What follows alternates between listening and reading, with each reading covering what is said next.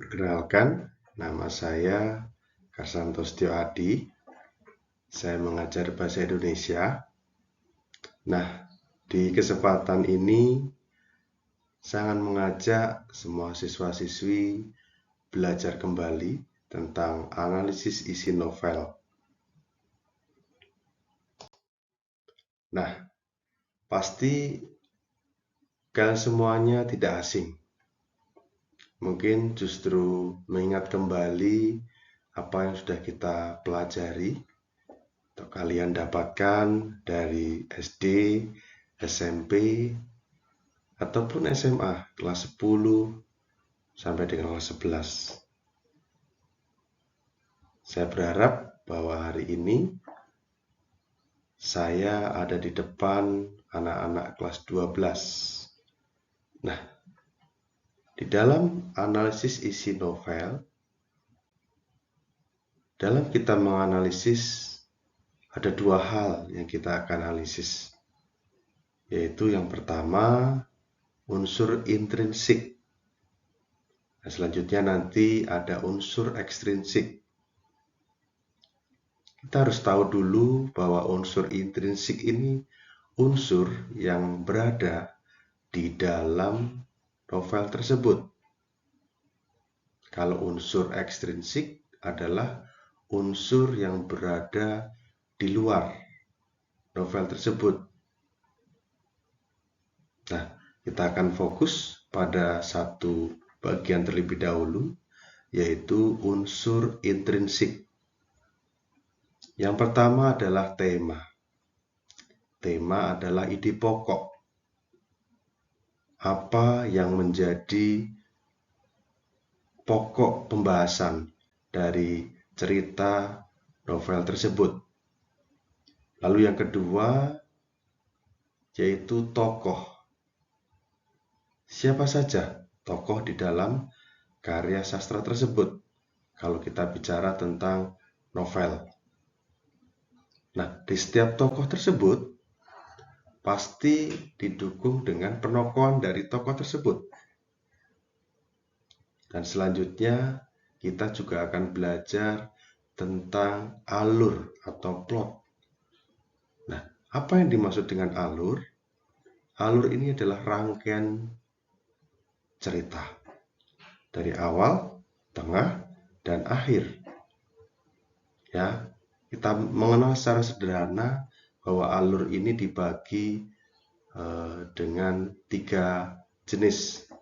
Ada alur maju, alur mundur, dan alur campuran.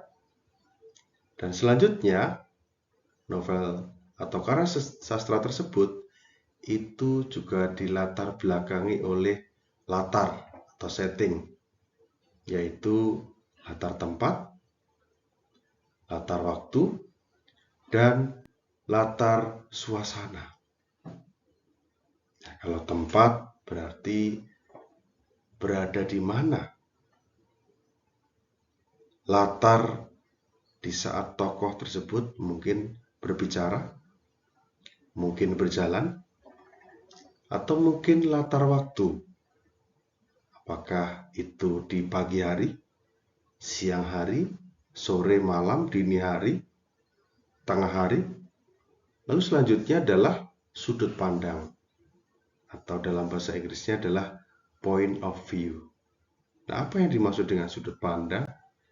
Adalah bagaimana pengarang atau penulis itu menitik beratkan pada tokoh tersebut.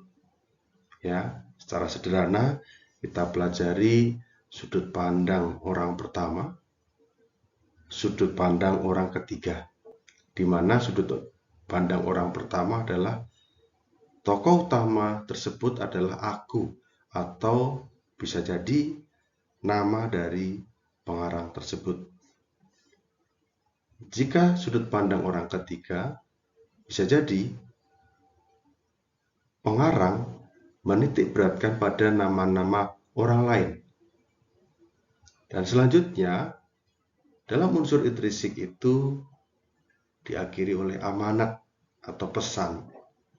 Jadi, saat kita membaca karya sastra, Dalam hal ini saya menyampaikan tentang membaca novel, pasti kita mendapatkan pesan atau amanat untuk kehidupan kita. Kita akan melangkah ke hal yang kedua, yaitu unsur ekstrinsik.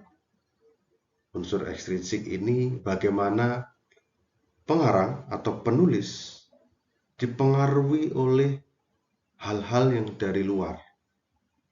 Kalau tadi kalian semua telah mendengar bahwa unsur intrinsik adalah unsur yang ada di dalam cerita tersebut.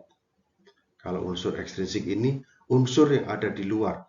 Hal-hal apa yang mendukung sehingga terwujudnya sebuah karya sastra tersebut? Yang pertama yaitu latar belakang biografi pengarang. Apa yang melatar belakangi? Nah, pengarang dalam menuliskannya pasti dilatar belakangi oleh biografi pribadi dari pengarang tersebut. Ya,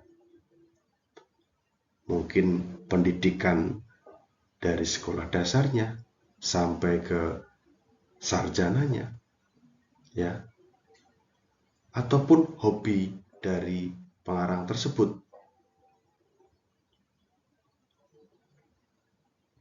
Dia lahir dari keluarga yang bagaimana, dia juga memiliki saudara berapa, itu merupakan bagian dari biografi pengarang. Serta mungkin ada hal yang menarik dari biografi pengarang tersebut. Selanjutnya, dipengaruhi oleh kondisi masyarakat. Nah, kondisi masyarakat di sini bagaimana posisi pengarang saat di daerah ataupun negara tertentu, dan ini sebagai acuan menuliskan sebuah karya. Ya. Dan selanjutnya adalah lingkungan penulis. Bagaimana di sana lingkungan penulis itu mempengaruhi penulisannya. Gaya penulisannya, persoalannya, atau psikis dari penulis tersebut. Saat penulis bersama keluarganya, atau ya saat dia berada di perumahan, berada di pedesaan, apa yang menjadi pengaruh dari karya tersebut. Dan juga nilai-nilai yang terkandung.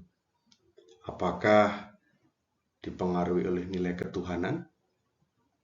Bagaimana nilai ketuhanan ini adalah kepercayaan, keyakinan yang utuh, ya, antara manusia dengan Tuhan.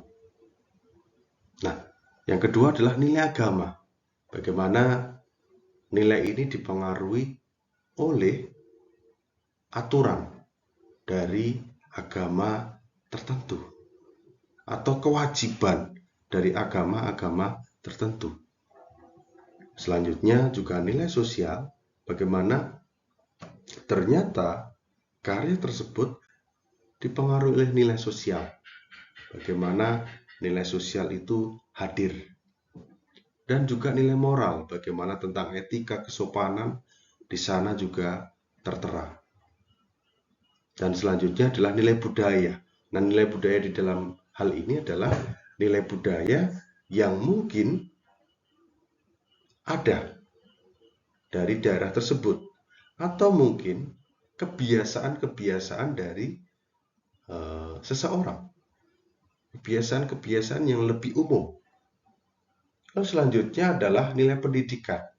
Nah, dipengaruhi oleh nilai pendidikan tadi, hal-hal yang patut dicontoh, atau mungkin ada tokoh atau hal yang membuat saat orang membaca tersebut mendapatkan sesuatu hal yang baru, menjadi sebuah semangat yang baru untuk melangkah lebih lanjut. Demikian yang dapat saya sampaikan berkaitan dengan analisis isi novel. Semoga video ini bisa membawa kalian semua memahami, memaknai, dan dapat menjadi dasar untuk kalian semua menganalisis karya sastra, terutama novel, dalam unsur intrinsik dan juga unsur ekstrinsik. Silahkan kalian mulai menganalisis. Semoga video ini bermanfaat buat kalian. Terima kasih, sampai jumpa.